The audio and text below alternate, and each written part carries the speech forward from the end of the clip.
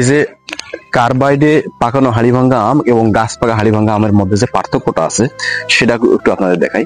এই যে এই আমটা কিন্তু গাছে পাকছে, দেখুন একটু ক্যামেরাটা এই সাইডে নিয়ে এসে এই আমটা একটু দেখুন। এই আমটা কিন্তু গাছ পাকা হাড়িভাঙ্গা আম, ঠিক আছে। এই আমটা আমি এখন ছিলাম।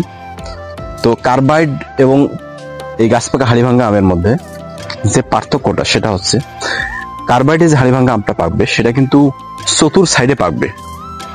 দেখা যাবে যে চতুর সাইডে এইরকম হলুদ রং আসছে চতুর সাইডে, এবং পিছন পর্যন্ত হলুদ দাগ থাকবে।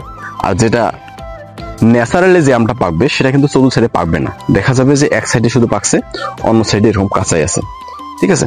এবং এই আমটা যদি আপনি পানিতে রাখেন তাহলে এই আমটা কিন্তু পানিতে ডুবে যাবে। কিন্তু কার্বাইডে পাকানো আম পানিতে যখন রাখবেন দেখবেন যে কিছু কিছু আম ভেসে থাকবে। কার্বাইডে যে হাড়িভাঙ্গা আমটা পাকানো হয় সেটার মধ্যে যদি আপনি আয়োডিন দেন তাহলে হাড়িভাঙ্গা আমটার রং অপরিবর্তিত থাকবে। কিন্তু যদি ন্যাচারালি যে আমটা পেকেছে সে আমের মধ্যে যদি আপনি আয়োডিন দেন তাহলে সে আমটা হবে দেখতে নীল বর্ণর অথবা কালো হয়ে যাবে।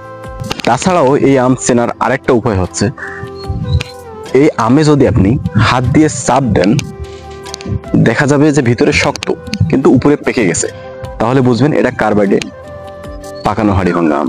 তো হাড়িভাঙ্গা আম আপনারা চিনতে ভুল করবেন না, কিভাবে চিনবেন সেটা আপনাদের মাঝে আমি বুঝাই দিলাম। আপনারা ফ্রেশ এবং ফরমালিন মুক্ত আম যদি আপনাদের প্রয়োজন হয়, যদি খাওয়ার ইচ্ছা থাকে তাহলে অবশ্যই আমাদের সাথে যোগাযোগ করবেন। আমাদের নিজস্ব বাগান থেকে আমরা আমটা আপনার হাতে পৌঁছে দেবো ইনশাআল্লাহ।